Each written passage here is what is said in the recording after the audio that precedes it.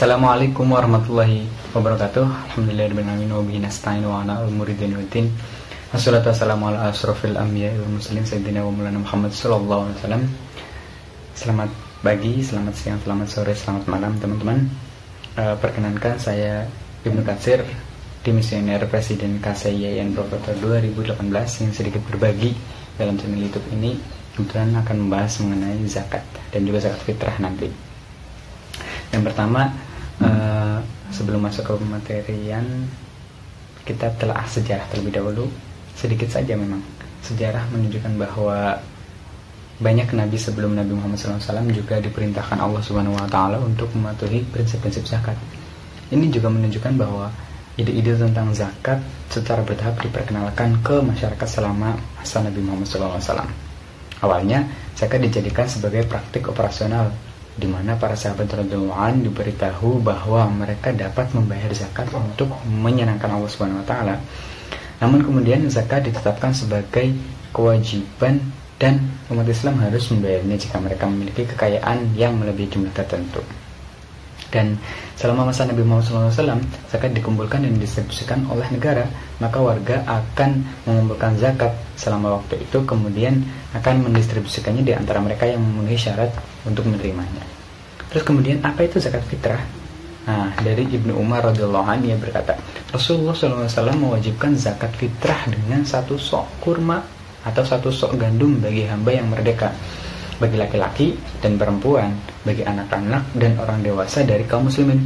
Beliau memerintahkan agar zakat tersebut ditunaikan sebelum manusia berangkat menuju sholat id. Muttafaqun alaih, hadis riwayat Bukhari dan Muslim. Kemudian dalam sebuah ayat Quran surah Al-Baqarah ayat 110, A'udzu billahi minasyaitonir rajim. Bismillahirrahmanirrahim. Wa aqimus sholata wa atuz zakata wa ma tuqaddimu li anfusikum min khairin tajiduhu indallah innallaha bima ta'maluna basir. Subhanallah. Yang artinya, dan dirikanlah salat dan tunaikanlah zakat. Dan kebaikan apa saja yang kamu usahakan bagi dirimu, tentu kamu akan mendapat pahalanya pada sisi Allah Subhanahu wa taala. Sesungguhnya Allah Maha melihat apa-apa saja yang kamu kerjakan. Quran Surat Al-Baqarah ayat 110 sini. Kemudian pengertian zakat fitrah. Apa itu zakat fitrah?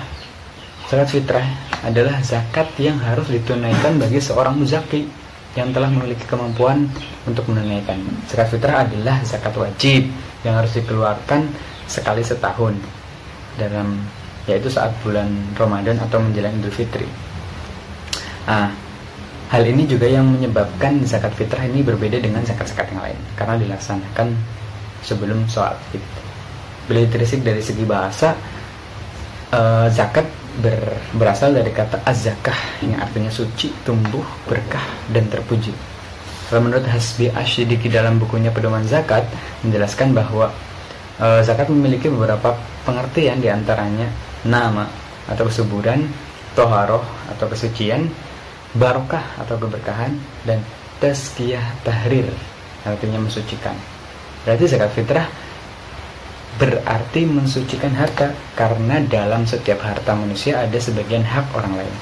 Oleh karenanya tidak ada satu alasan pun bagi hamba Allah yang beriman untuk tidak menunaikan zakat fitrah. Nah, kemudian siapa saja sih yang berhak menerima zakat fitrah ini? Yang pertama ada fakir, yang kedua ada miskin, kemudian ada amil, terus kemudian ada mu'alaf. Kenapa mu'alaf masuk di sini? Karena ini bertujuan agar orang-orang semakin mantap meyakini Islam sebagai agamanya. Terus kemudian riqab, ada juga yang keenam gharim, terus fisabilillah, dan yang terakhir ada ibnu sabil atau orang yang sedang dalam perjalanan jauh. Kemudian hukum zakat fitrah yang kebetulan kita ambil dari Fathul Qorib, itu wajib mengeluarkan zakat fitrah dengan 3 syarat ini. Ada 3 syarat orang yang mau wajib mengeluarkan zakat fitrah. Yang pertama, orang Islam pastinya. Yang kedua, orang yang meninggal atau lahir setelah terbenamnya matahari. Artinya ketika beliau meninggal setelah terbenamnya matahari, maka dia wajib untuk membayarkannya. Dan ketika ada anak yang lahir setelah terbenamnya matahari di hari pada saat pembayaran zakat fitrah tersebut itu tidak wajib untuk dibayarkan zakat fitrah. Kemudian yang ketiga, muslim yang memiliki harta yang berlebih atau kemampuan ekonominya lebih daripada kebutuhan sehari-hari. Kemudian zakat fitrah hukumnya wajib ditunaikan bagi muslim-muslim yang mampu pastinya. Dan besarannya seberapa sih? Dalam menunaikan zakat fitrah, kita ada ukuran 2,7 kg beras atau gandum atau kurma atau sagu atau dan sebagainya. Atau biasanya kalau ketika diliterkan itu sekitar 3,5 liter beras. Nah, itu sudah sesuai dengan ketentuan hadis sahih riwayat Imam Ahmad, Imam Bukhari, Imam Muslim, dan Nasa'i. Dan kemudian dari Ibnu Umar mengatakan bahwa Rasulullah telah mewajibkan membayar zakat fitrah 1 sok. Nah, tadi dijelaskan di atas, atau gandum 1 sok kurma atau sok gandum untuk hamba saya, orang yang merdeka, laki-laki, perempuan, anak-anak, dan atau orang dewasa dari kaum muslim. Nah, seperti itu. Dan kita sedikit melihat keutamaan zakat fitrah. Untuk apa sih? Ya, pertama menyempurnakan iman, ada menghapus dosa, membersihkan hati dan diri, menjaga kesetaraan, dan zakat memberi lebih untuk kita pastinya. Kita memberi bukan berarti kita kehilangan, tapi kita akan memperoleh yang jauh lebih banyak yang akan diperoleh dari Allah Subhanahu wa Ta'ala. Nah, besok sebentar lagi kita mau melaksanakan zakat fitrah. Caranya gimana sih? Kita bisa menyalurkan lewat lembaga-lembaga amil zakat terpercaya di Indonesia, atau kita bisa ke tetangga-tetangga kita yang membutuhkan. Dan sudah jelas juga tercantum dalam hadis Rasulullah SAW yang berbunyi, barang siapa yang menunaikan zakat fitrah sebelum sholat id, maka zakatnya akan diterima. Dan barang siapa yang menunaikan setelah sholat id, maka itu hanya dianggap sebagai sedekah di antara sebagian sedekah. Artinya berbeda ketika dilaksanakan sebelum sholat id atau setelah sholat id. Dan zakat fitrah ini dilaksanakan sebelum kita melaksanakan sholat id. Nah, kalau untuk niat diri sendiri nih, kita ingin melakukan zakat fitrah, niatnya seperti ini. Nawaitu an ukhrija zakatal fitri an nafsi fadlillahi ta'ala. Untuk diri sendiri, nawaitu an ukhrija zakatal fitri an nafsi fadlillahi ta'ala.